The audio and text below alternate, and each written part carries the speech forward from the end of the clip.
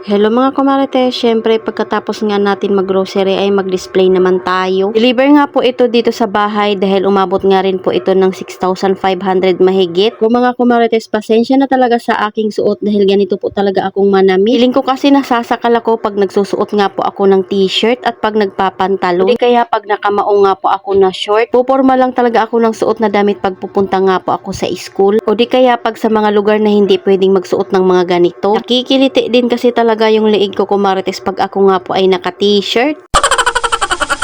Feeling ko nga ay may sumasakal sa akin. Dalas ko talagang dinadampot sa grocery or kinukuha ko ng tigda dalawa pag mayroon nga pong mga libre. Siyempre isa din yun sa dagdag kita sa atin. Kahit halos araw-araw nga po ako nag-grocery kumarites, tingnan nyo naman yung tindahan ko, mabilis nga po maubos yung paninda. Halos mga biskwit nga po ito at saka mga noodles dahil yun nga po yung pinakaubos na sa akin, pati dilata. Ganitong oras nga po kasi ay paisa-isa lang yung mga bumibili. At ako na nga rin po yung nagbabantay dahil sabi nga po ng panganay ko ay maglalaro muna siya sa labas. Kasama ko nga po dito ay yung bunso lang namin, nanonood siya sa cellphone niya. Meron nga po akong nabasa na post sa Facebook.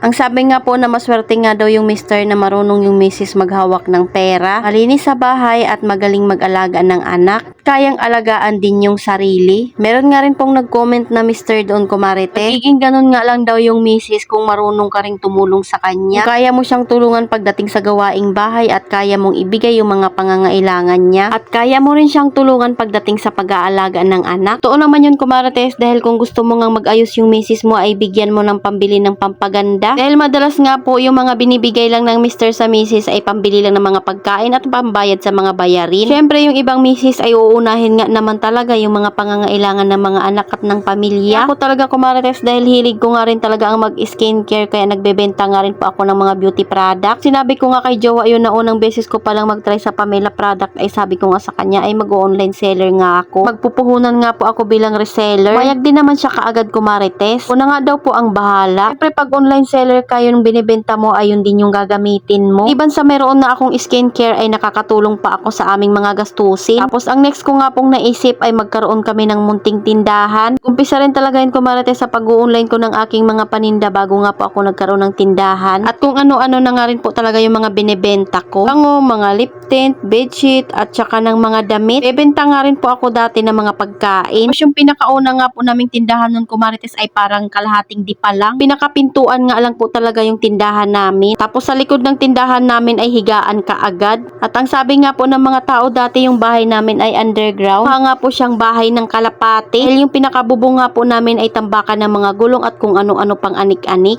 O diba hindi mo talaga masabi yung panahon kumarites kung ano magiging katayuan mo sa hinaharap? Kaya naman talaga thank you Lord talaga sa mga blessing na natatanggap namin. Sa dami ba naman ang pinagdaanan naming hirap sa buhay? Naranasan namin kumalam ang sikmura, naranasan nga rin namin magsaing ng halos nakadikit lang sa kaldero at marami pang sabaw. At mag-ulam nga po ng laki may simula umagahan, tanghalian hanggang hapunan.